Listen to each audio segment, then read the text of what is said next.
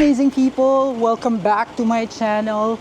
And sa mga first time pa lang na nakakasubaybay ng ating channel, ako po ay nandito sa Japan para mag-travel at para mag-vlog, para i-share din sa inyo kung ano yung mga experiences ko dito sa Japan. And today is our day 7. It's May 30th, 2024, and this is our final full day dito sa Tokyo dahil bukas tayo ay pupunta naman sa Kyoto.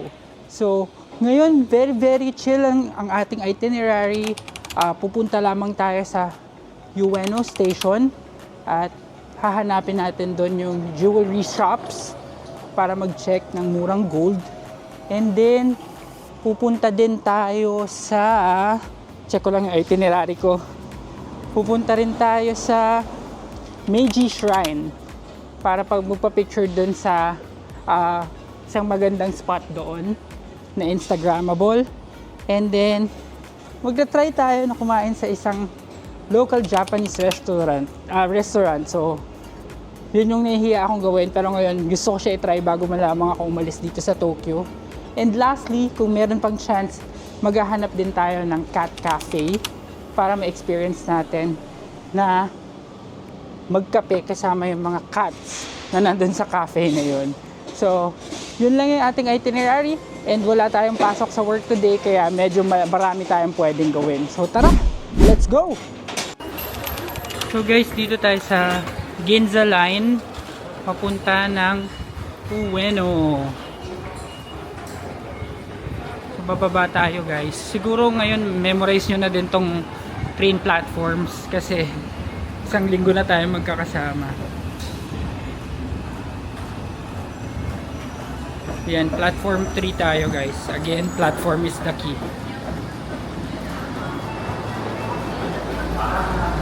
So hindi tayo dyan sa red kasi Marunouchi line yan. Sa Ginza line tayo, yellow lane. So guys, I'm here na sa Ueno Station. Kabababa ko lang ng platform. And ngayon, Google Maps na lang natin yung mga jewelry shops kasi wala naman tayong hinahanap in particular. So nag-search lang ako sa Google Maps ng jewelry shop tapos maraming magkakatabi na yung lumabas. Kasi dito nga daw yung maraming nagtitinda ng jewelry. So hanapin natin. So guys, eto na. Konting lakad lang pala mula sa station. Eto na yung jewelry street nila. Ang daming nagtitinda ng gold. So... ayan, may mga gold, may mga diamonds. And syempre, nahihiya tayo pumasok. Ito po ang problema sa akin. Nahihiya po talaga ako pumasok. Tapos wala namang bibili, no? Ayan, may mga jewelry shops. Tapos may mga jewelry repairs. So, ikot-ikot muna tayo. Tapos tignan natin kung saan maganda pumasok. Yun, doon tayo sa maraming tao para hindi halata. Ito dami May mga precious stones din, gemstones na tinatawag. Ayan. Ito mga nakasale, 50% off. Isa tong mahabang street, pati yun sa kabila guys. Isa siyang street na puro gold yung tinda. At saka alahas. Mga precious stones, gemstones and all that.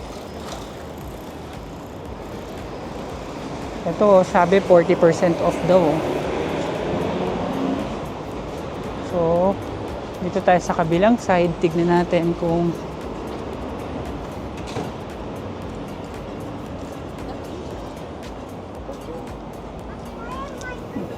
pero parang walang Pilipino. Yan, lakad-lakad lang tayo guys. Tignan natin. Ito, 5,500 yen lang. Hindi. Per gram pala. Ang price niya magiging, ayun nakalagay 55,000 yen. Para sa kakaprasong hikaw. So, may pinasukan akong isang jewelry store doon kanina. Bawal kasi mag-camera sa loob. Kaya, hindi ako nakapag-vlog sa loob. Pero, ang mamahal. Kasi ang kakapal ng gold nila. Grabe ang kakapal ng mga gold nila. Ang pinakamura siguro nasa 40,000 pesos. So hanap pa tayo kung meron pa tayong ibang mahanap. So ito guys, naglalakad-lakad na naman ako. Grabe dito yung mga jewelry stores. Literal na bukas lang sila. Tapos walang security guard. Ganun sila katiwala. Ito, tingin tayo dito. Medyo maninipis. Ito hindi to ano. So guys, may napuntahan na akong jewelry store. Ang bait nung Japanese, grabe. Nakakahiyang hindi bumili. Kaso nga lang sobrang mamahal nung mga pinibenta niya kasi gold diamond. So may halong diamond daw. So magche-check pa tayo sa iba kung meron tayong makita. Pero dito sa street na to guys, ayan o. Sunod-sunod, puro jewelry store yan. Merong 20%, 70%. Depende na lang. Siguro yung pinakamura kong nakita nasa 6,000 pesos.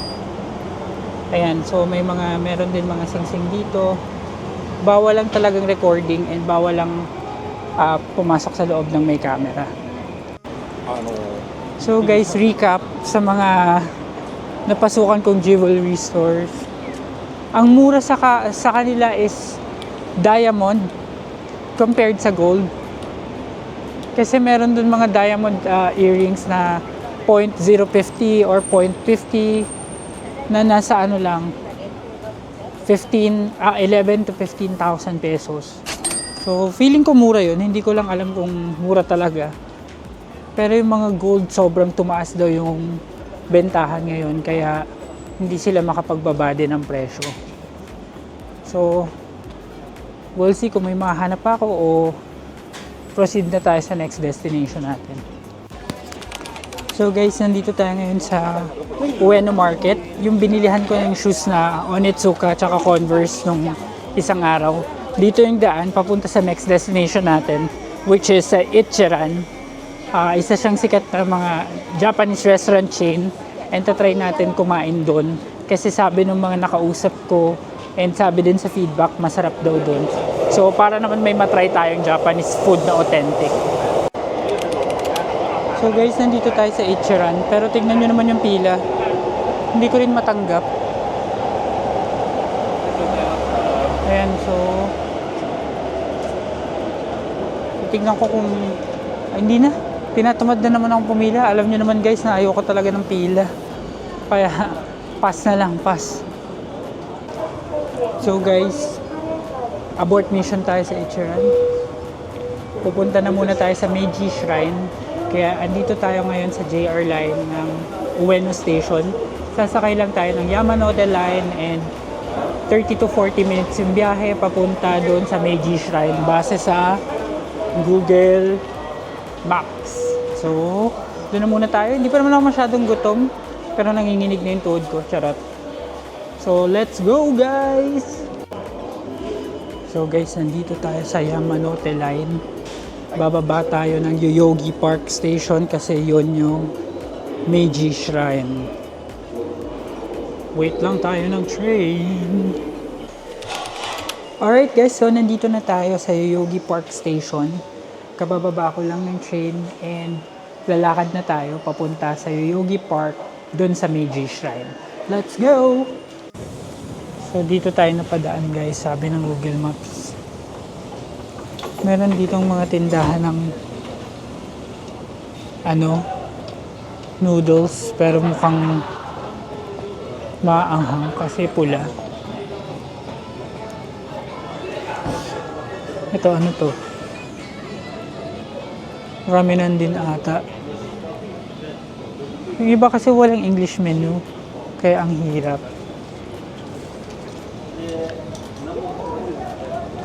Ayan.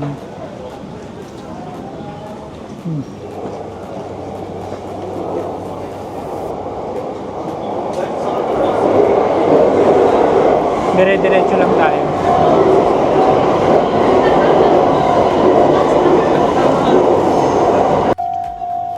Guys, pinahinto kami kasi meron dadaan na train. Local train to. Ayan.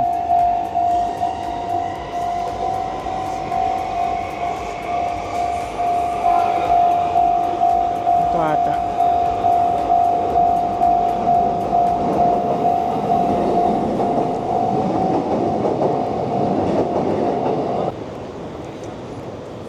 as a matipid na person, parang bet ko na naman mag 7-Eleven. Pasok tayo.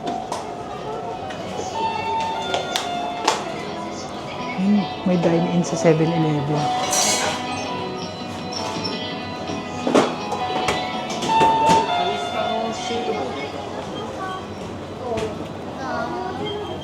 So mukhang okay dito guys.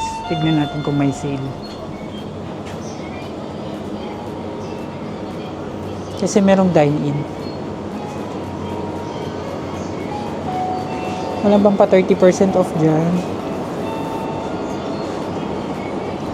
Wala. Walang sale guys.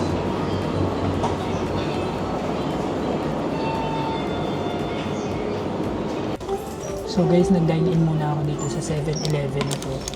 Bumili lang ako ng onigiri. Yan. Na chicken, vegetable, and soy sauce. Tsaka itong, of course, yogurt drink na malaki. Ang total na nabili ko is 435 yen. So, ang 435 yen, syempre ko-convert natin. Hindi tayo papatalo. 435 yen, $161. Ito talaga guys, sobrang sulit. Malaki to. Parang yung malalaking milk sa Philippines. Tapos, wala pang 100 or 100 lang. Kaya, good na good. Kain muna tayo guys.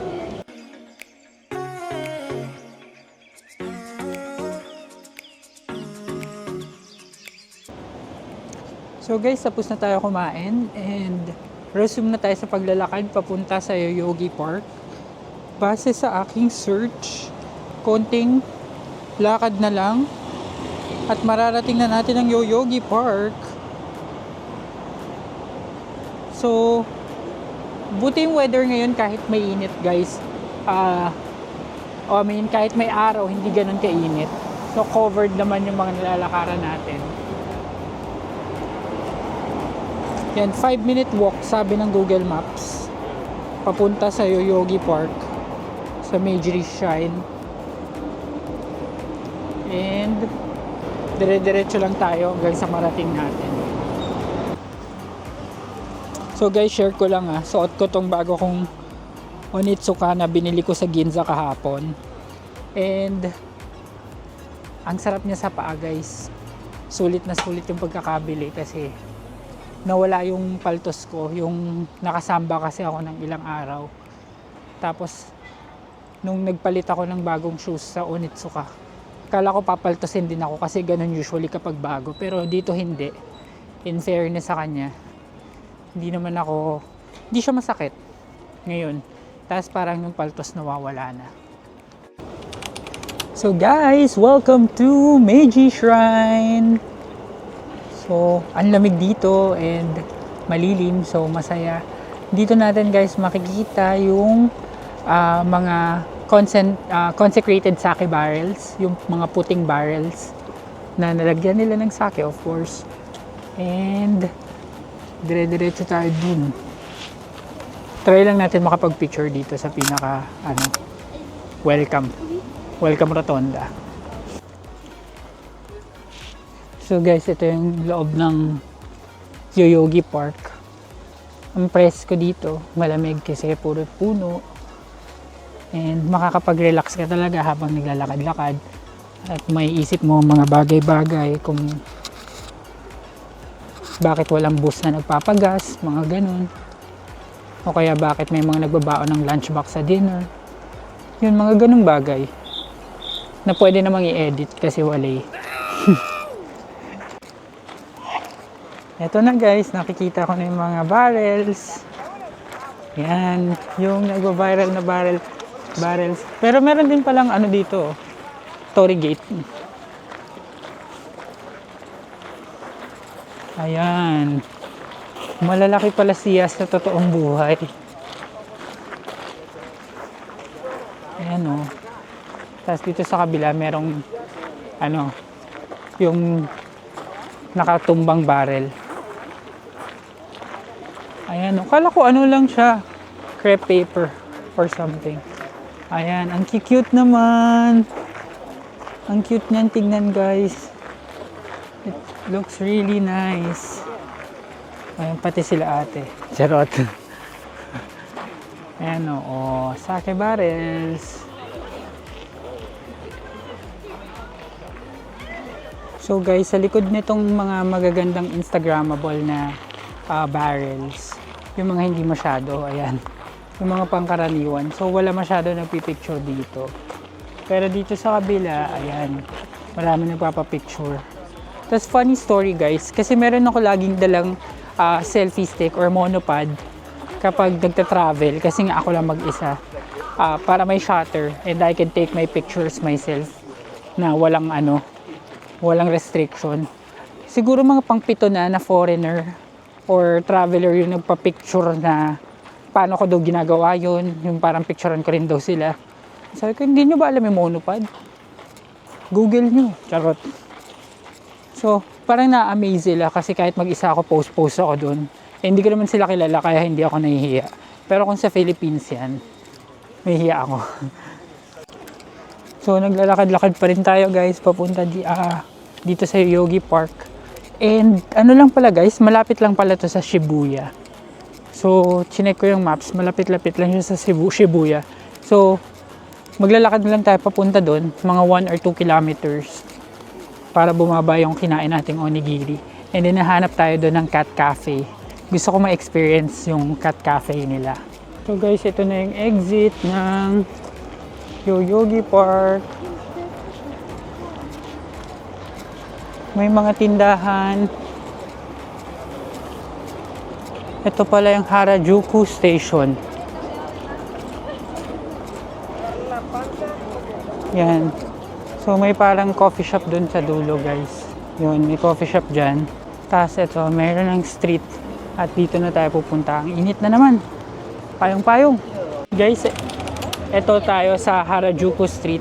Kung matatanda nyo guys, dito yung Sneaker Street. Pumunta tayo dito ng first day natin dito sa Tokyo. And hindi natin nadaanan yung Takeshita Street, which is yung marami daw mga food and stuff doon. So, pupuntahan muna natin siya. Total on the way na rin naman siya sa Shibuya. Ayan, so ito yung Uniqlo Harajuku. Ayan, so daming tinda. Parang baka may cows. Pasok na rin tayo. Baka lang kasi may cows.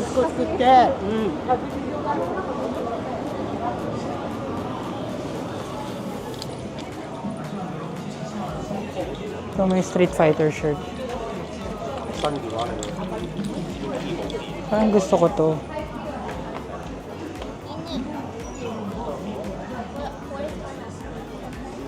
Gusto ko ng pusa, ang cute. Ayan o, puro pusa.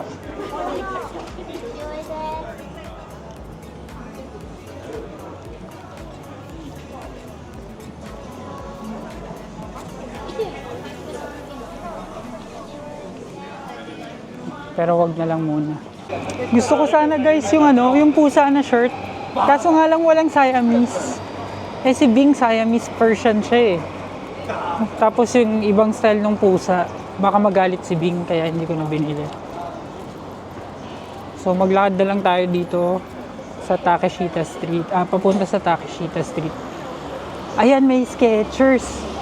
Guys, merong Skechers kasi yung papa ko, since kahapon nabilihan ko ng shoes yung mama ko, baka naman daw. So, punta tayo dito sa Skechers.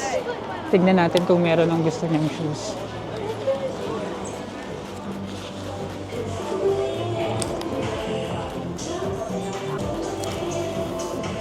Tignan natin kung ano yung magugustuhan niya. So guys, lumabas na ako dun sa Skechers. Kasi unfortunately, mas mahal yung shoes na gusto ng papa ko dito kaysa nung nasa Singapore kami. Tapos hindi sila nag-offer ng tax-free discount. So tatry ko na lang sa ibang store. Baka sa Kyoto or sa Osaka meron. Or kung may madaanan pa ako on my way here. Guys, welcome to Takeshita Street. Kita tayo.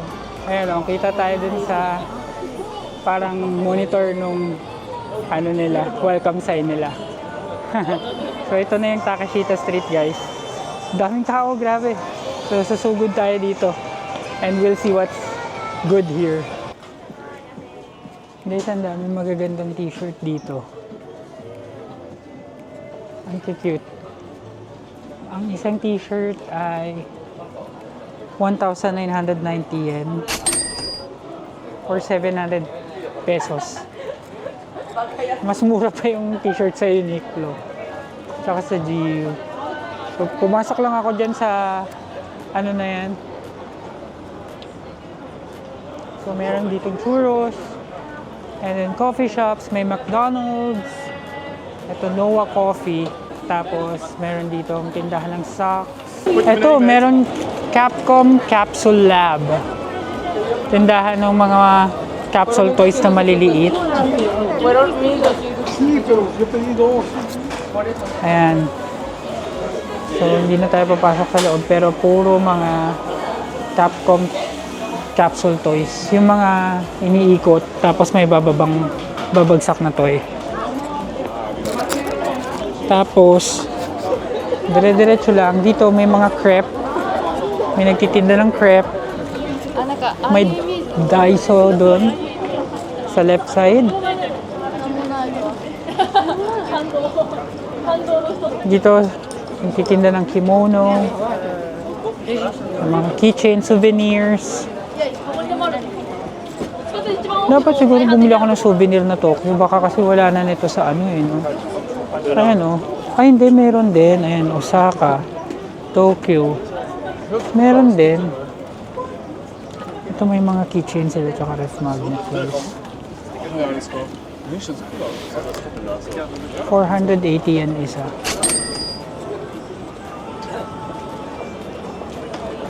Hindi ko alam kung mura ba ang mahal nito. So ito may mga toy, ano na naman, stuffed toys, mga Pokemon.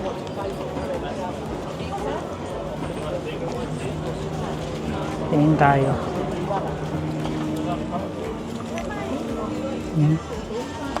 Gengar. Ito si Wapa. Ito si Pikachu. Ang ganda. Guys, Pikachu. Ano siya? Parang siyang flashlight eh. Yung si Snorlax. Si Munchlax. Magkano si Munchlax? 2,200 yen. Ito, si Squirtle pero nasa loob ng shell.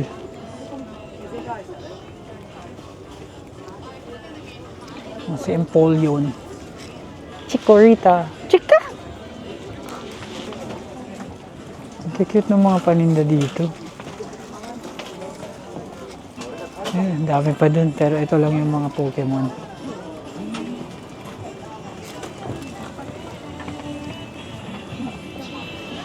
Ito si Pichu. Si Pichu ay... Tignan natin kung magkano tong si Pichu. 1.8. Labas na tayo, guys.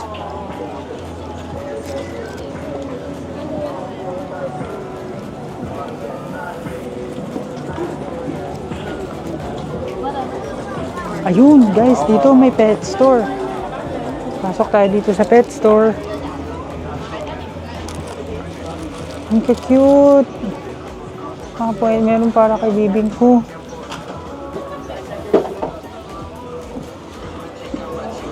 Ano mga minions. Ito, Mickey Mouse, Minnie Mouse. Bibili tayo ng damit para sa bibing ko. Parang panay pangdog ah. Puro pandog. Ito makit. Mahal. 4,700 yen, guys, ang mahal. Hindi natin yan kaya, tapos hindi isusuot. Guys, meron ditong do-it-yourself case making. Yung ikaw yung gagawa. Yung case mo, ayan. Ikaw maglalagay kung anong gusto mong design dun sa case.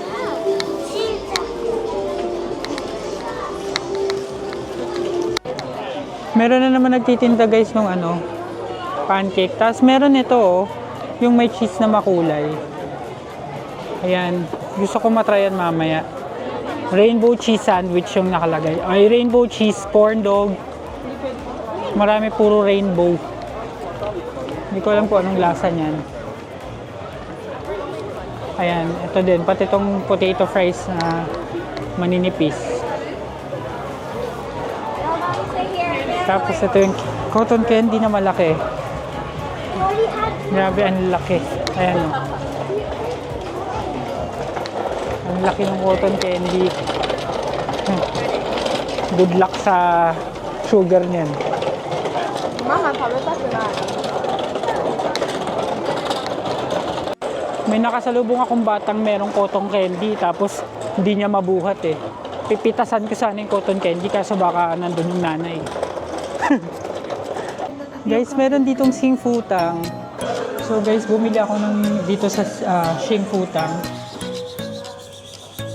So guys, tapos na yung time natin dito sa Cat Cafe. So guys, here it is. That's the Statue of Liberty. So guys, meron akong na-meet na mga Filipina. Sobrang bait guys ng mga nakilala ko na Pinoy.